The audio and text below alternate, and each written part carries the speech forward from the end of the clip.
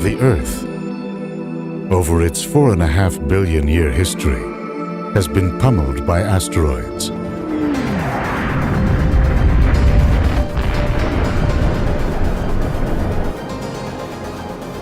Eroded by wind and rain, covered over with flowing lava, wrinkled and gouged by shifts in its crust. Most traces of its distant past have long since been destroyed. But there is a place where clues to the early history of our planet are still largely intact. The Moon.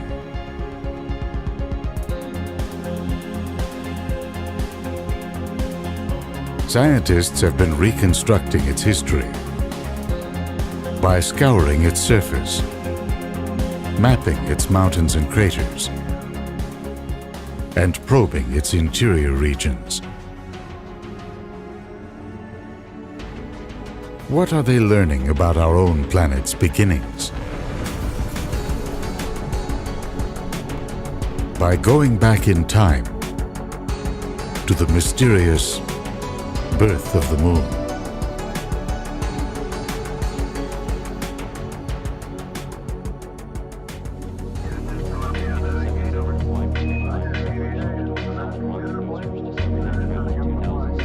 The space age made possible rockets with enough power to blast humans and their life support systems into orbit. More than 300 manned space flights have shown that humans can live and explore beyond our Earth. Differentiate me from Dr. Feustel's suit right here, which has red stripes. None of these missions have done more to shape our connection to the cosmos and define who we are than the fabled flights of Apollo. But not for reasons you might think. We sent astronauts to the Moon as a symbol of confidence in the face of the Great Cold War struggle. Many hoped that would lead to further journeys to Mars and to an age of living in space. Those goals proved too grand in the face of all the preoccupations, turbulence, and change that would crash onto our own planetary shores.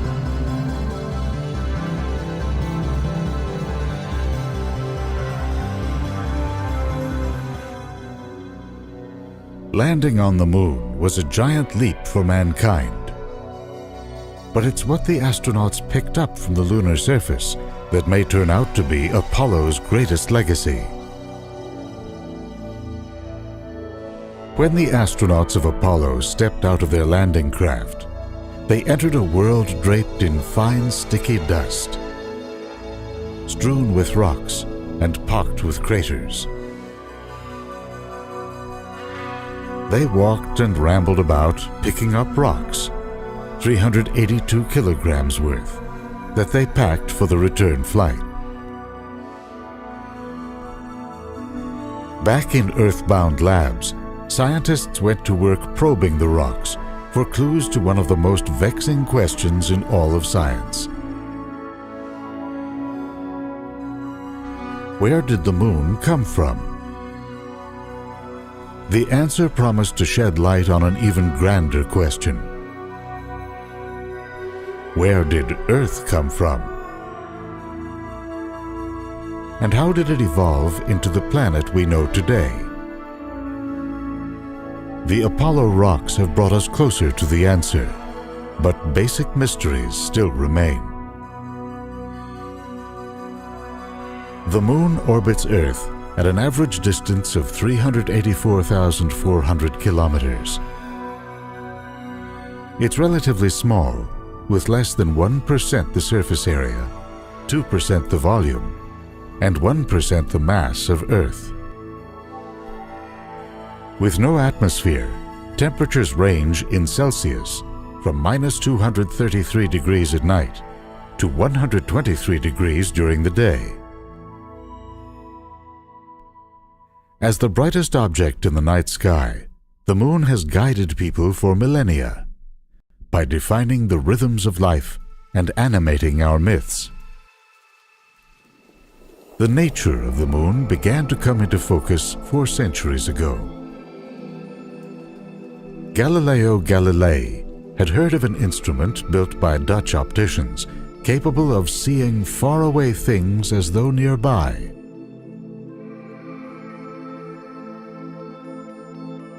Galileo, in many ways the first modern scientist, saw this new instrument as a tool to help settle a long-standing question. What was the nature of the heavens, and how did the world of men fit within it? To some philosophers, the moon was a perfect crystalline sphere of divine substance, free of Earth's imperfections. Galileo, with his telescope, saw a more familiar reality. He noted mountains and valleys on the moon, features like those of Earth.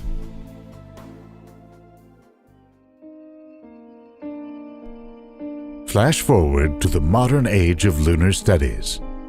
1959 saw the first in a fleet of probes launched by the Soviet Union and the United States to shoot close-up pictures, take readings, and crash onto its surface. We learned then just how different the moon is from Earth, with its cratered and desiccated landscapes and lack of a magnetic field. That intensified a debate about the moon's origin that went back centuries.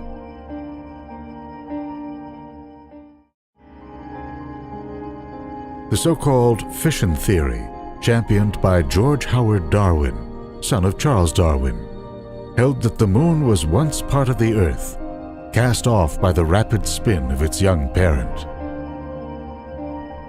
For proof, look no farther than the Pacific Ocean, a giant hole in the Earth's surface.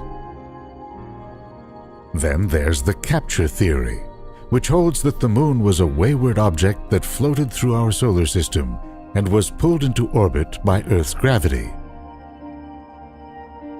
A third idea came from the American astronomer Thomas Jefferson Jackson See, also known for his attacks on Einstein's theories and for charges of plagiarism that were leveled at him.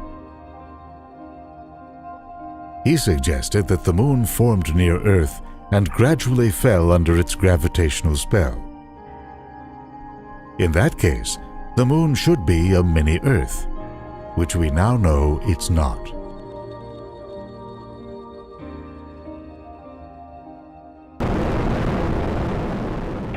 Bypass across the board, Scooter, no action. The astronauts of Apollo lifted off on a series of missions to get a close-up look at the moon and perhaps settle the debate. Because there's no atmosphere there, the astronauts entered landscapes that are nearly frozen in time.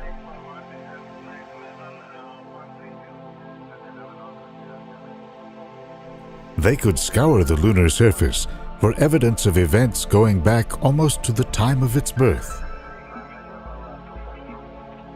Indeed, eons of impacts had opened up the moon's interior, leaving a wealth of information strewn about their landing sites. Scientists had already noticed that some large old craters were surrounded by concentric rings. You can see one of the most pronounced examples in this image of the Mare Orientale, captured recently by NASA's Lunar Reconnaissance Orbiter, or LRO. The colors show differences in elevation. The old view was that the impact had melted the rock below. A newer view held that the impactor had actually splashed down on a molten surface.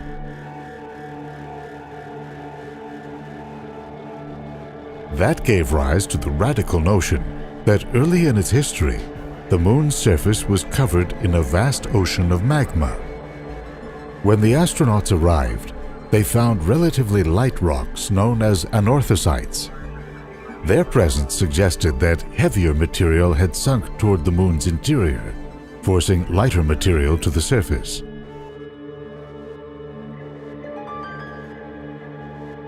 The rocks they brought back were found to be strikingly similar to those on Earth, in part because they share forms of oxygen, called isotopes, that scientists regard as blood types for solar system bodies.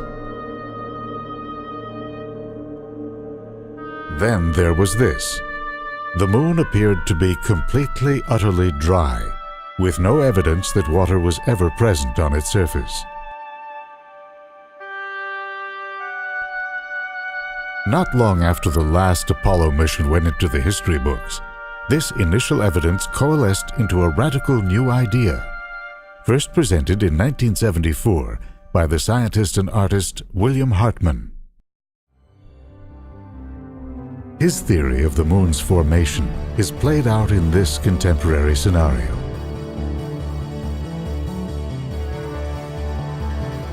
Sharing an orbit with Earth was a Mars-sized body called Theia, named for a Titan in Greek myth who gave birth to the moon goddess Selene. Its orbit became unstable, and it headed in Earth's direction.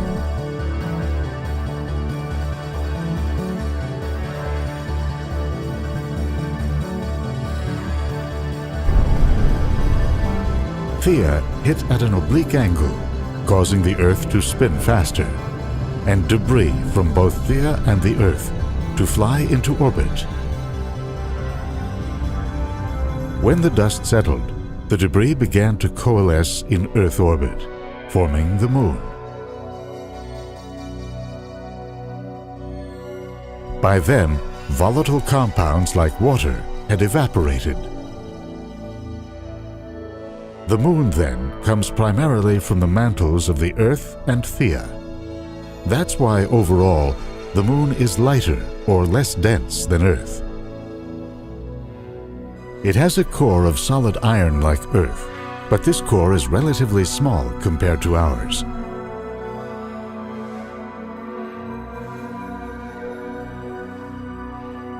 From this violent beginning, the Moon gradually cooled, and the magma that lined its surface hardened into a crust. Yet it was still subject to intense bombardment in the chaotic environment of the early solar system.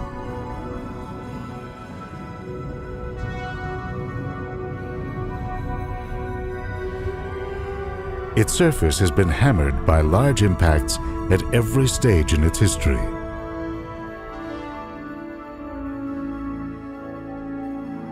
You can see what a battering the Moon has taken in this global elevation map compiled by the Lunar Reconnaissance Orbiter.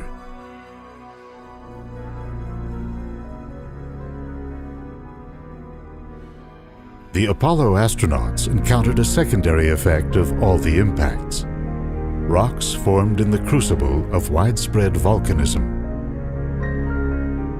On Earth, volcanic eruptions are often powered by water, heated and pressurized by friction from the movement of immense tectonic plates. Neither factor exists on the Moon.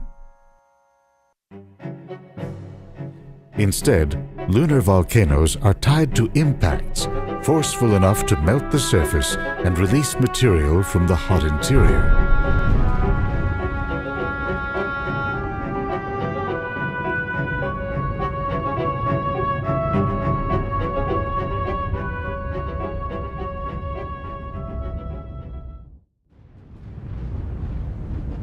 In the lower gravity of the Moon, volcanic eruptions would have splattered high above the landscape.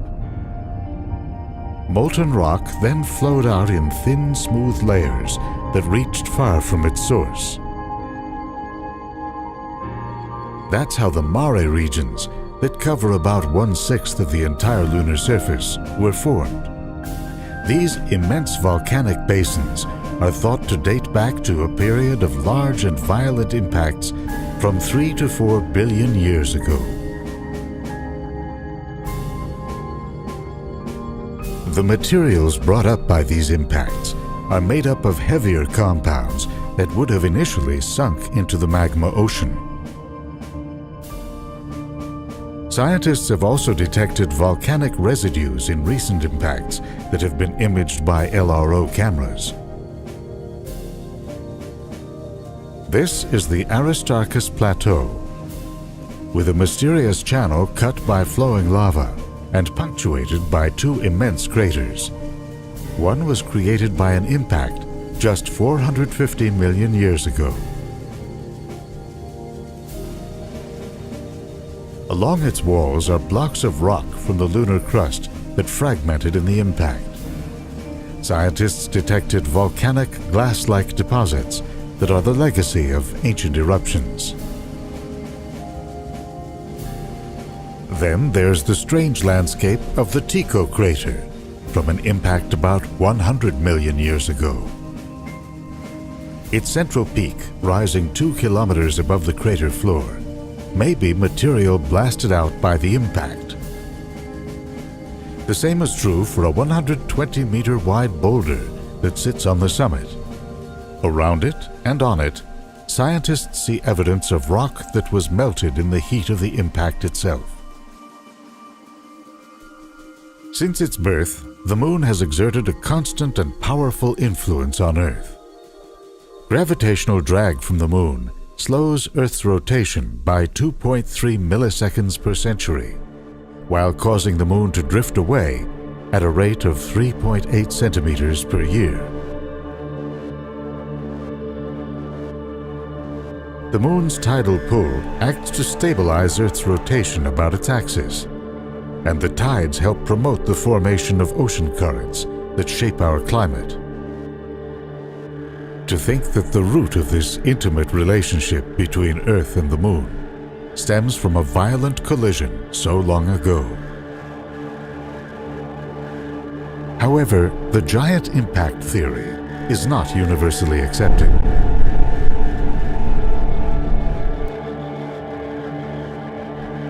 For one thing, there's the issue of water.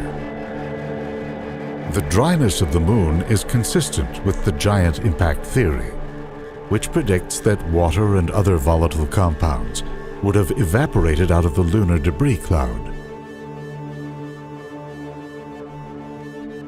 But the Moon may not be so dry after all. In 1998, the unmanned lunar prospector began an ambitious mission to map the lunar surface with an instrument called a gamma-ray spectrometer. The data showed that hydrogen is spread widely across the poles of the Moon. If it's from ice, millions of tons of water could well be embedded in the soil there. It turns out there are places where water can exist on the Moon, where the sun never shines.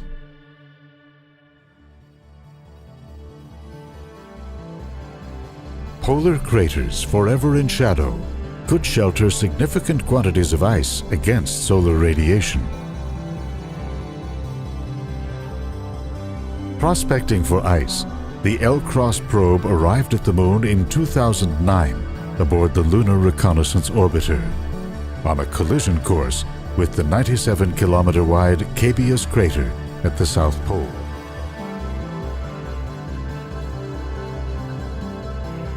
Seconds after it slammed into the crater, a trailing probe detected a tenuous cloud rising up from the crater. In the cloud was a mix of carbon monoxide, ammonia, methane, and more. 5.6% of the crater floor is water ice, a higher concentration than some areas on Earth.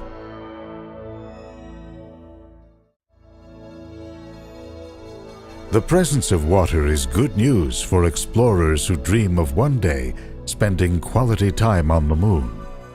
But how did it get there? It might have been delivered by comets striking the Moon over the eons. There's another explanation, one that emerged from rocks gathered by the Apollo astronauts. The samples are graced with tiny glassy globules, minerals melted in the crucible of lunar volcanism. Analyzing these Apollo rocks with new techniques several teams of scientists have found a compound called hydroxyl. It's H2O with only one H, and could be turned into water, say, for a moon base. Much of what the moon had was likely lost to space from impacts. Tiny residues might remain in polar craters. The rest, still locked up inside the moon, might be enough to cover its surface in a layer of water 1 meter deep. Does the presence of water inside the moon send us back to square one on its formation? It might not if it had been carried in by comets in the moon's early days.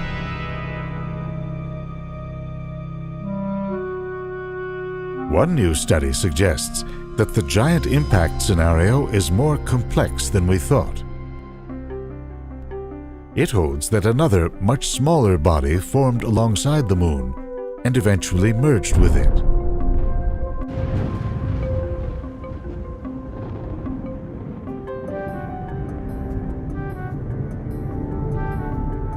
The impact literally rearranged the moon's interior, pushing molten magma onto the near side, while adding an extra layer of crust to the far side. That explains the lopsided topography of the moon, the dark lava basins on the near side, and the highlands of the far side. Human geologists with a network of seismographs could confirm this idea. The next best thing is a mission called GRAIL, a pair of spacecraft orbiting the moon in unison. Such a mission has already performed a kind of planetary CAT scan of Earth. By measuring subtle changes in the distance between the craft, scientists discerned variations in Earth's gravity. The data resulted in a map of groundwater all around the planet. Flying around the moon, the GRAIL pair could provide new details about the size and composition of the moon's core, adding support for the giant impact theory, or sending science in a whole new direction.